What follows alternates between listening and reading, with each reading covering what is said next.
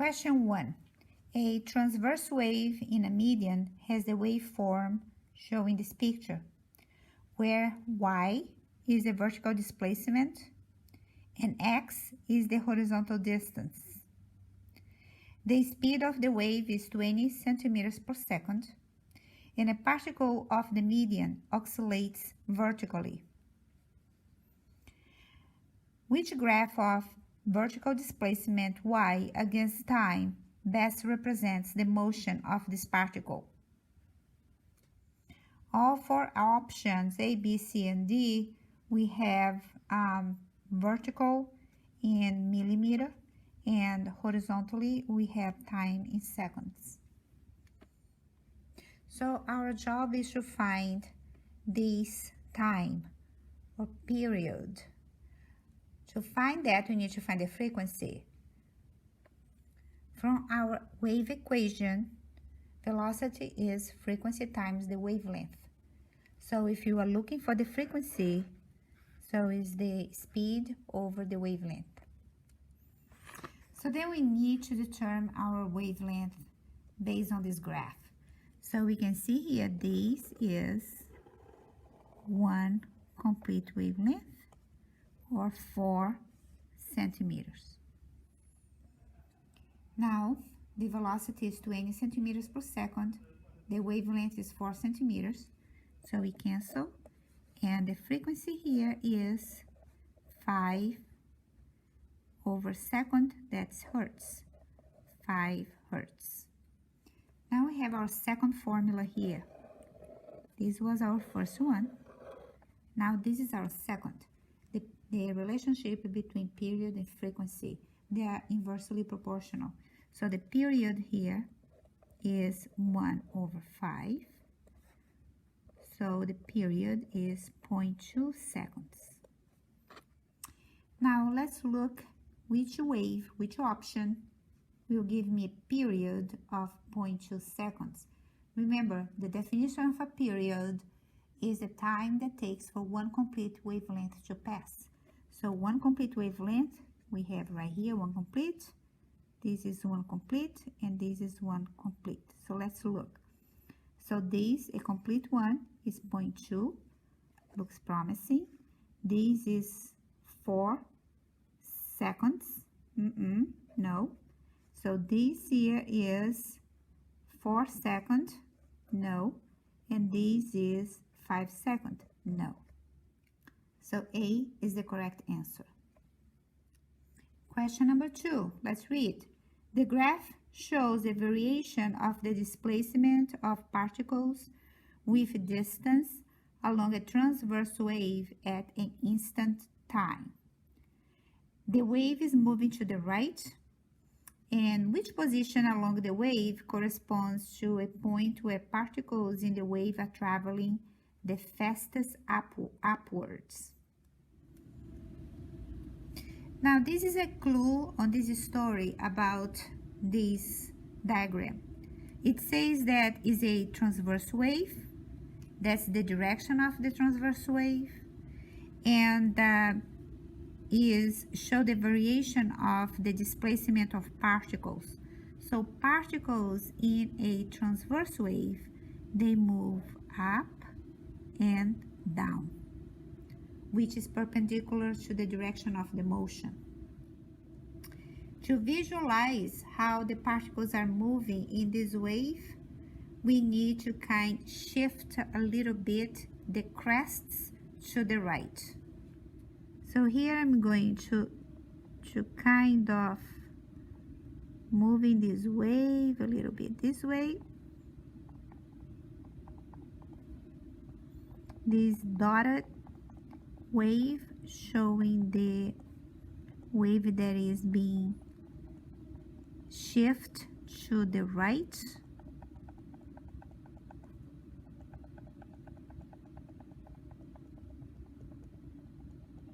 Like this. So basically what I did is, since the crests are shifted to the right, so I draw a dotted wave to the direction of the traveling wave. Next, we need to determine what is the position of the particle if it's up or down on those points here. A, B, C, and D.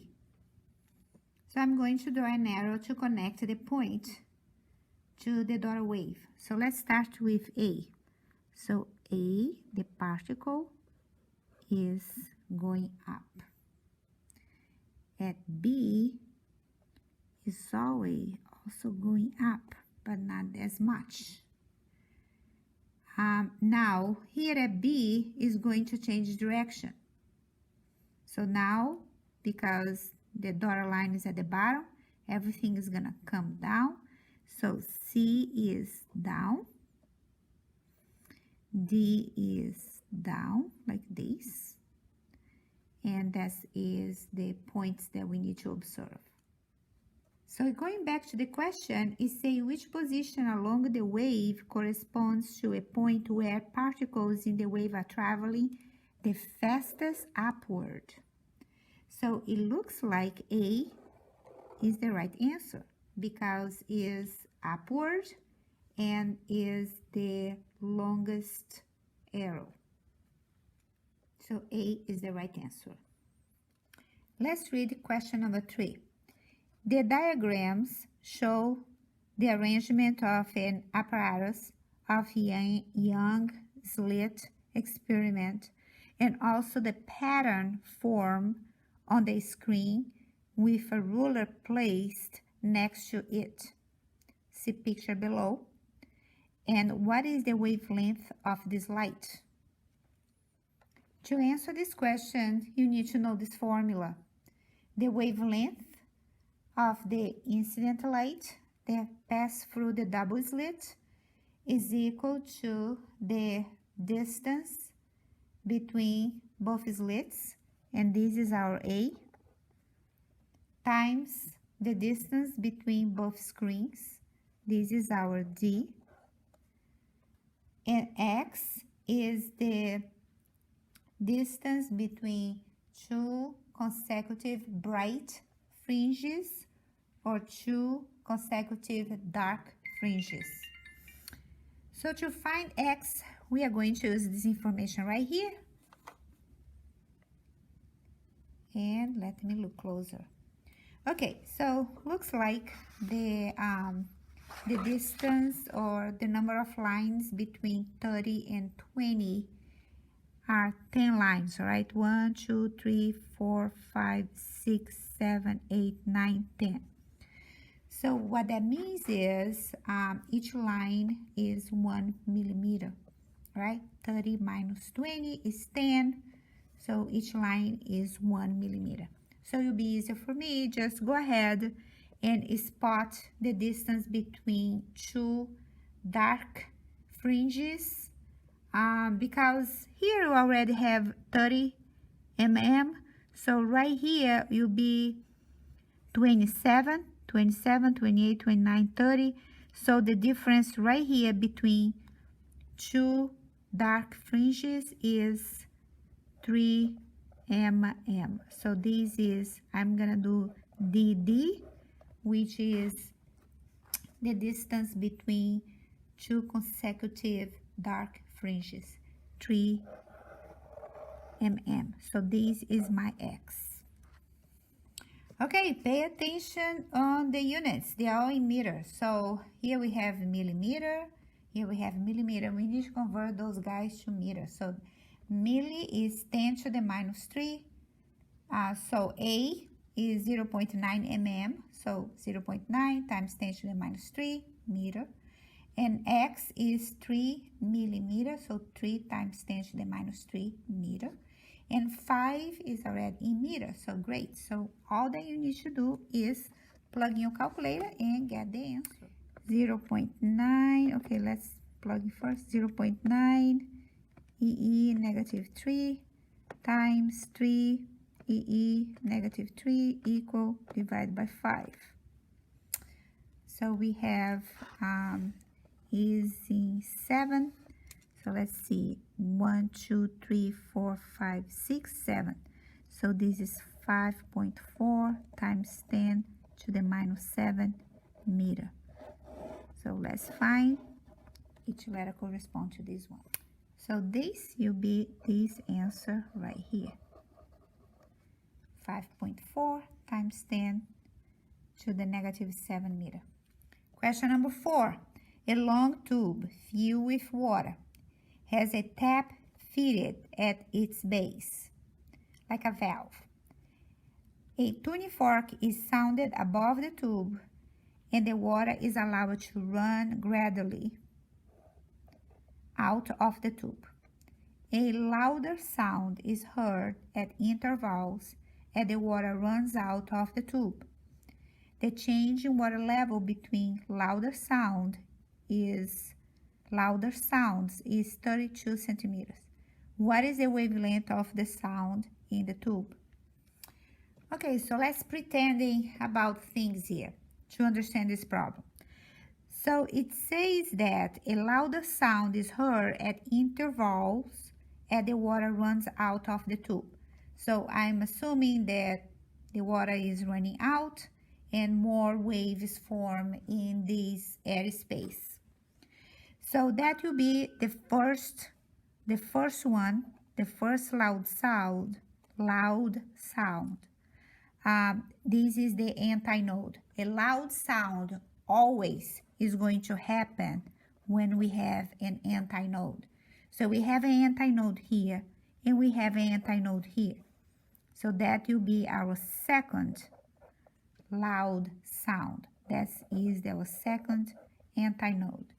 Now we know that here is a quarter of a wavelength and here is a quarter of a wavelength. If you cannot see yet, so let's turn this way. So we have, here is a wave that hits the obstacle and comes back, right? So here we have an antinode is always formed in a quarter of a stationary wave. So here we have one, we have another one. So now we are going to do some math. What I'm trying to say is that a quarter of a wavelength plus this quarter of a wavelength is 32 centimeters because the problem say that the distance between both loud sound is 32 centimeters. And that occurs just when we meet a antinode. Now to finalize this, so when we add 1/4 plus 1/4 is 2/4, and which will be just half. If you minimize this, half equal 32. So then the wavelength is 2 times 32, which is 64, is this answer right here. Problem number 5. A stationary insect on the surface of water creates circular waves with its leg as shown in this diagram. The insect begins to travel to the right as shown in diagram 2. Which answer describes the change to the waves at X caused by the movement of the insect? Assuming those circular waves here are crests, so as the insect moves to the right, what happened is that is making the wavelength getting shorter, getting closer to each other.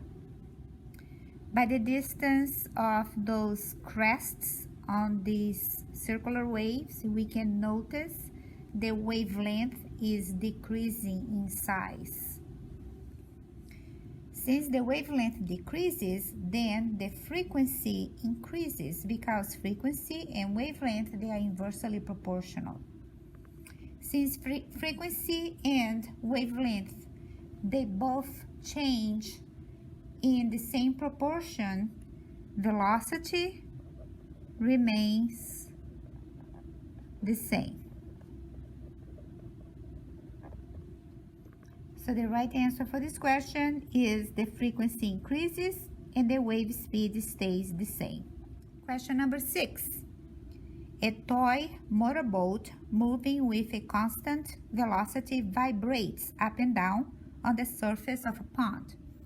This causes the boat to act as a source of circular water waves of frequency 2 hertz. The speed of the wave is 1.5 meters per second, and a man standing at the edge of the pond observes that the waves from the boat approach him with a frequency of 3 hertz.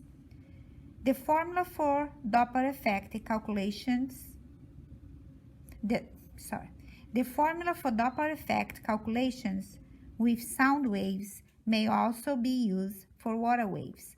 What is the possible value of V?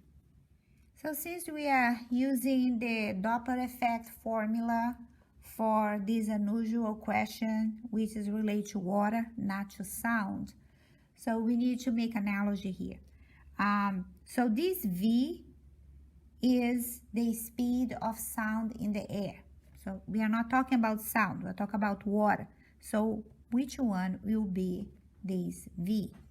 So here it says the speed of the water wave is 1.5 meters per second. So this probably should be our V. Now the source and the observer. So let's talk about the observer. Sounds to me the observer is the man standing at the edge of the pond. So he's stationary. So the observer here, this guy, is the man. Now the velocity of the source. So the source that is creating the ripple effect is the toy. So this is the one that is looking for the toy moving with a constant velocity V. So this is what they are looking for, Vs. So this is our Vs.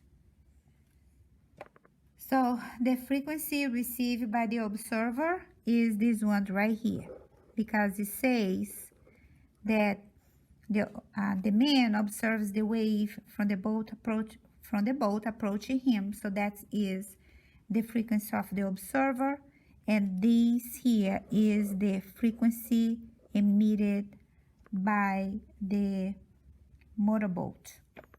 So I made this table here to guide us on how to replace everything here. So we are looking for the speed of the boat. That's the speed of the observer, which is the man. This is the speed of the water. This is the frequency received by the observer, and this is the frequency emitted by the motorboat. So now we have all the variables. Just let's do the replacement here. Okay, everything looks good, but now we need to define if we are going to use plus or minus right here. So we need to look the situation. Here say the boat approaches the man. So the source is approaching the observer. Since the source is moving toward the observer, our Vs is negative. So to solve this is pretty simple. You can move this 2 under here, right? Because it's multiplying, so divide and eliminate this. And that is where we are right now. So now we have 1.5 is equal 1.5 over this, so we can cancel this out. Now is 1. So now we have, let me move it this way, 1 is equal 1 over 1.5 minus this. Okay, so I move it this way. So now we have 1 is equal 1 over this, doing cross multiplication here. So now my minus Vs is equal to 1 minus 1.5. So minus Vs, 1 minus 1.5 is 0.5 negative, because this is greater. And now my final answer is Vs is equal 0.5 seconds. My Vs here is the same of this V, okay? Now, we can eliminate those 2. Now we have those 2 answers. Now what's going on with this? Direction. Away from the man, towards the man. Well, because this is positive, we can say that the source is moving towards the man, right? It's moving toward the man. This one's right here. So the source is moving towards the man, which is exactly what we have here. The source is moving, the observer is moving towards the source, positive.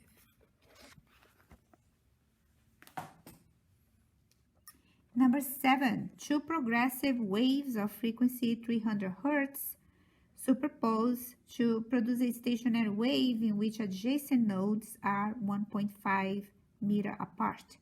What is the speed of this progressive wave? Okay, so this is the progressive wave, right, with a frequency of 300 Hertz superpose to produce a stationary wave. So, okay, so now we have a stationary wave here. So it's going to, let's try to draw stationary wave to be something like this. Actually, it's not a reflection of, because say two, so will be like two waves. They produce a stationary wave. So let's keep going with this. Didn't finish like that. But to produce a stationary, so that's how it should look like. So we have areas of antinode, and here we have antinode, here we have antinode, here we have antinode. We could do just one. I did more, but this is node, this is node, this is node. So it says that the adjacent nodes are 1.5 apart. Adjacent nodes, like this, is 1.5 apart. Okay, so looks like this is half of a wavelength. Between two nodes, we have half of a wavelength. So the question is asking the speed of this wave. So the speed is the frequency times the wavelength. Do we have the frequency? Yes, it's right here. Do we have the wavelength? Not directly. We have half of wavelength. So to complete the wavelength, we need to get this one here and 1.5. So a complete wavelength will be 3 meters. Okay, if the frequency is 300 and the wavelength is 3 meters, so the velocity of these waves, the progressive waves, is 900 meters per second, which is this answer right here. Question number 8. The interference patterns from a diffraction grating on a double slit are compared. Using the diffraction grating, yellow light of the first order is seen at 30 degrees to the normal to the grating. The same light produces interference fringes on a screen 1 meter from the double slit. The slit separation is 500 times greater than the line spacing of the grating. What is the fringe separation on the screen? So this question combines double slit and diffraction grating's formula. Okay, so in this table I collected all the data. So this problem combined diffraction grating and double slit. It's beautiful. So here we have our double slit, and this we have diffraction grating. So what is the difference between both? In both cases, the light is going to pass through slits or openings. The difference is that the double slit is going to pass through just 2 openings, and the diffraction grating is going to pass through many openings. So what we see on this screen is actually what is projected after passing through this filter. So what the light appears to be on this screen and what the light appears to be on this screen. So in this screen here, we are going to see bright and dark fringes. In this screen here, we are going to see a geometric pattern, like dots, spaced out equally. So that's the difference where it's going to be projected. Based on the type of screen, the same light is going to pass through. So for double slit, we use this formula right here, which is the wavelength is equal to A, is the distance between both slits. X is the distance between two consecutive bright fringes or two consecutive dark fringes. And D is the distance between both screens. Now, for diffraction grating, we have different variables. Here we have an angle that well, first off, let me explain something to you.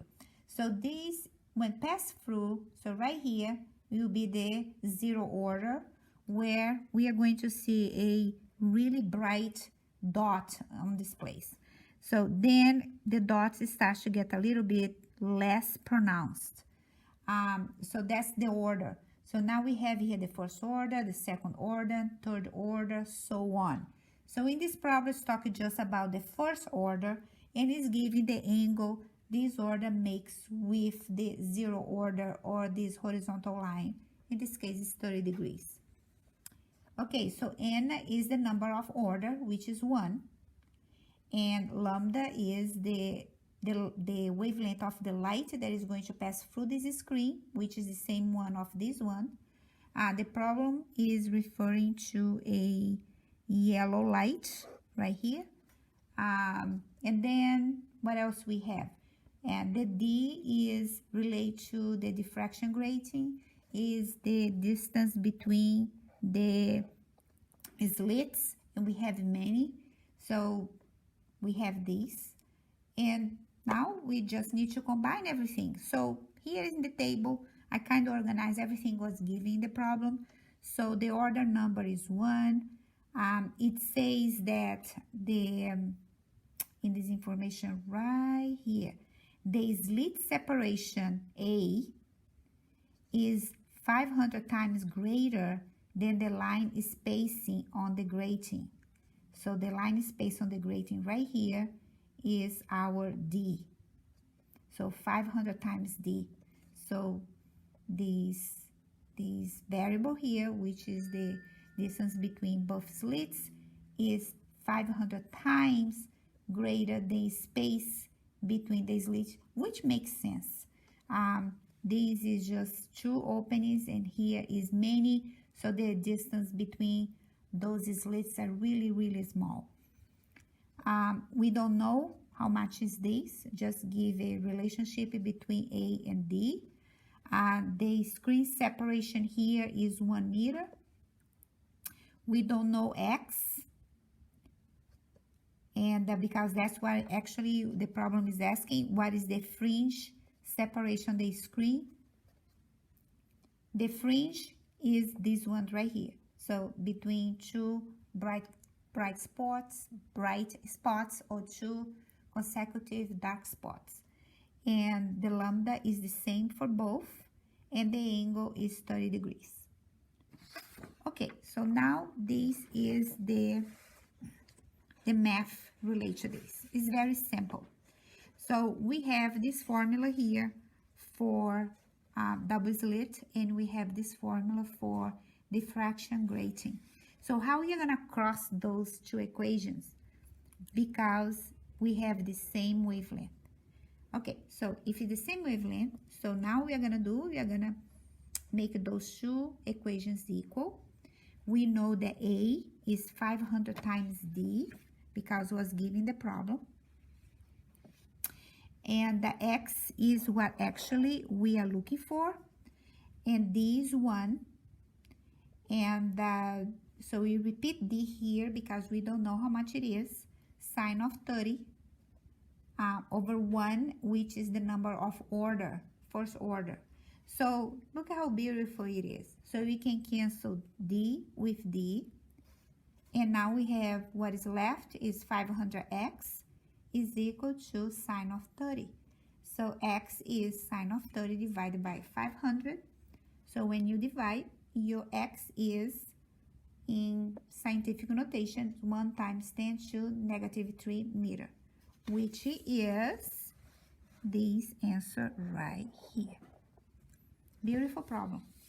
Not simple, but very, very beautiful.